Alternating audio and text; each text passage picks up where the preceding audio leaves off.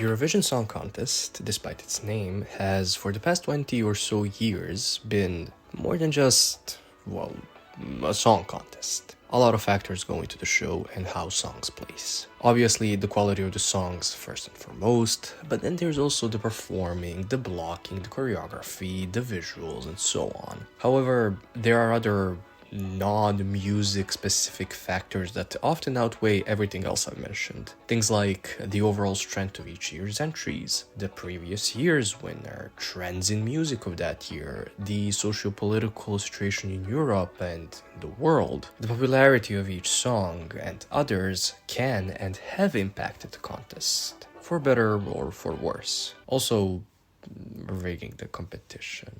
Allegedly. These latter factors don't just impact the winner, but also every country's song selection. If, for example, there was a war happening in Europe, you can bet that many countries' entries will try to send anti-war songs. Even though political songs are allegedly not allowed at Eurovision, but that rule is applied very loosely. A trend and a style of performance that has been criminally underrated at Eurovision while arguably being the most fun, the most memorable, and the hardest to do is the cute girl that dances entry. Now, what do I mean by this? I'm talking about the entries where the performer, most often and almost exclusively a woman, will bust her ass on stage, dancing throughout the majority of the performance, executing a well-choreographed performance, having barely any rest time to catch her breath, yet still sounding good, while also looking amazing. There aren't that many of them, but when they're there, the judges take them out at the knee, and the public's sexism and general hatred of women stomps on their neck, most often leaving us with a not memorable at all winner that could not do half of what she did. And that's, more often than not, a man. It's not surprising that this style of performance is not that popular at Eurovision, given that it's more related to the USA music market. Though, seeing what most singers have been doing there for the past 15 years, I can tell that that's a dying art. Long gone are the days of the 80s, 90s, and 2000s artists performing their songs like their life depended on it. But that trend never really caught on in Europe. There were people that tried following the trend, but performing was never a big deal here, sadly. Thus, the nurturing of that style of performing was kept to a low, the amazement is always at a high, but the appreciation is kinda mid. Eurovision in itself isn't that friendly to music that performers can and do dance to. This was mostly due to the fact that for the first couple of decades of Eurovision, pretty much every show and every song was a snooze fest. Most people just stood and sang. Which, that was the name of the game. But go watch a compilation of all winners of Eurovision. The first 40 years, you would think that you were listening to the same song with loads of artists who would be shot if they moved their feet. The earliest dancing I could find was in 1991, with its winner, of course, but then also Baby Doll's Brazil. But after that, again, a snooze fest. With the modernization of the competition and it becoming even more popular, and not just something that old people watch, countries started actually trying on the Eurovision stage. During the late 90s and early 2000s, there was a clear spike in energy among the performers. Sertab's win in 2003 marked, I believe, the first time that a more non-Western sounding song and genre won, allowing for something more than soft rock or power ballads to be appreciated at Eurovision. Every Way That I Can also started a trend of one person in the middle and a couple of dancers around him doing all the actual performing, but giving the illusion that the singer is not just standing still. In 2004, we could already see some changes, with Greece, Bosnia of all countries, and of course, Ukraine, giving us variety, choreography, energy, and above all, fun. It's so fun to watch these performances because the performers are having fun. Wow, what a novel concept. While still all actually executing choreography. Ruslana's win in 2004 built on top of Sertab's win, and just like a 3-stage Pokemon evolution, we'd get its strongest form and the original cute girl that dances in 2005. Tell me that intro did not cause a positive reaction in you. Helena's My Number One is one of the most recognizable Eurovision songs. There are these years of Eurovision where we could ask the question, who else but this person could have won?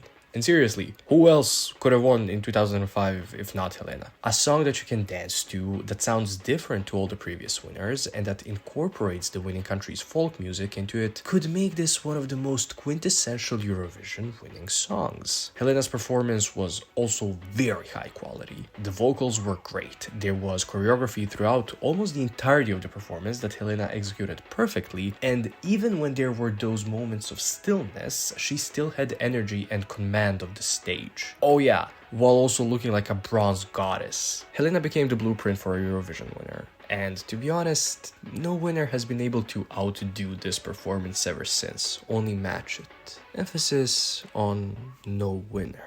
3 years in a row we got cute girls that danced. Sertab, Ruslana, and Helena. Like it always happens in any culture, a wave of one thing will always produce an anti-wave. People always want something different after a while. Thus, it's no surprise at all that 2006's winner is a hard rock song, and that 2007's winner is the competition's best power ballad, Argue with the Wall. The true robbery began in 2008. Oh wow, something wrong happening in Serbia. No!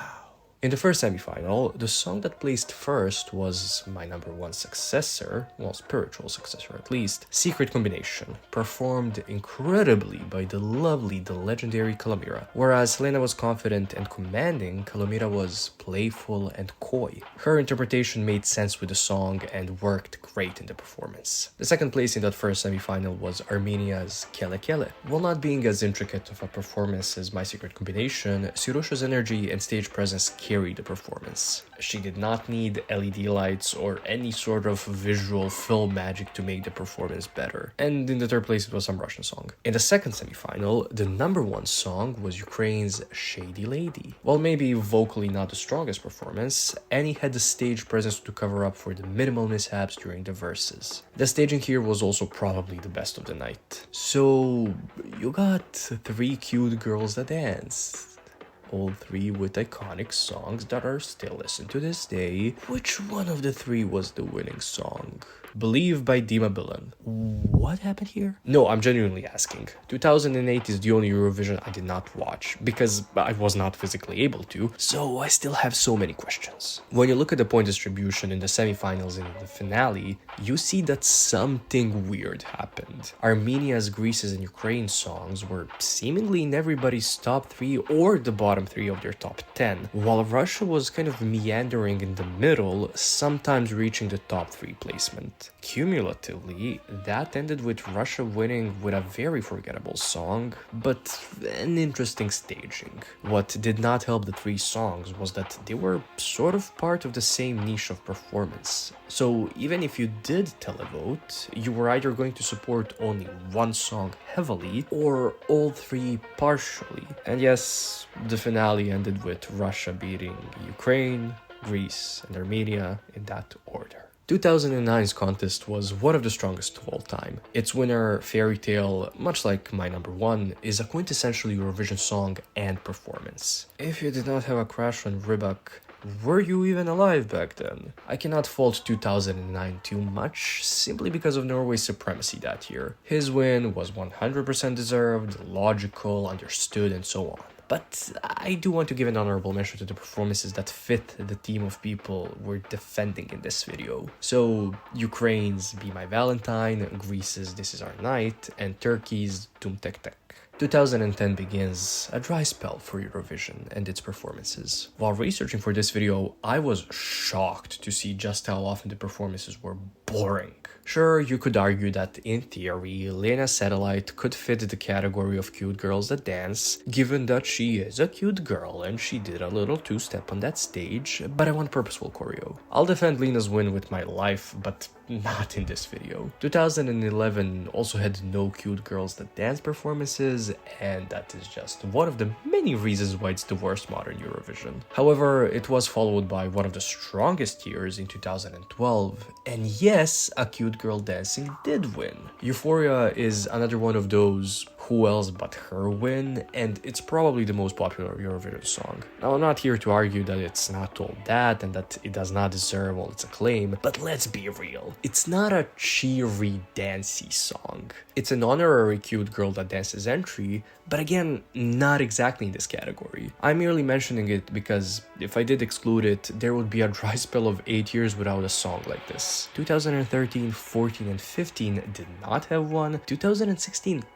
kinda had What's the Pressure, but it lacks proper choreography, and the less I say about 2017, the better. And then we get to 2018. Oh, the robbery. In hindsight, Eleni's Fuego is not as strong as the earlier songs that I talked about, nor is it strong as the songs that I will talk about. It has the worst lyrics, the live vocals were the worst, and the performance is iconic specifically because for almost a decade, we did not see anything like it. Okay, I'm lying. It's also iconic because of Eleni's dancing, her look, and the way that the performance was shot. I still stand behind the opinion that it should have won in 2018, though comparing Fuego and Toy is like comparing apples to oranges. However, due to the fact that we did not get anything fun and impressive dancing-wise like Eleni's Fuego for 8 years, does make me wish it got its flowers officially. However, Fuego serves the same purpose as Sertab's Every Way That I Can. Cyprus's entry announces the arrival of a new trend, the cute girl that dance trend, though in this case, the trend is going to be revamped, reworked, and upgraded. Just like how the cute girls that dance after Sertab followed in her footsteps of winning, the girls after Eleni, just like her, did not win. 2019 did not give us an immediate successor to Fuego. Cyprus did send a somewhat lesser performance in a replay that did not do as well as Fuego did. However, 2020 and then subsequently 2021 gave us more than one cute girl that danced. In my previous video, I mentioned the bobs that were Adrenalina, TikTok, Last Dance, Sugar, and Matahari. But none of these performances really had good, tight choreo. Adrenalina, taking after its name, was the most energetic of these 5 and the closest to being a cute girl that danced, but it still wasn't it. Matahari had a well done ending, but the energy and the proper choreography before the final 30 seconds of the song were lacking. However, Cyprus came through with another Fuego 2.0. El Diablo might actually be my favorite of the 3 aforementioned Cyprus songs, and the performance is also maybe my favorite. Elena's energy in this performance was insane. The vocals were very questionable throughout most of the performance though. She did not get the appreciation she deserved in 2021, placing 16th in the finale. However, the best dance performance of that year is...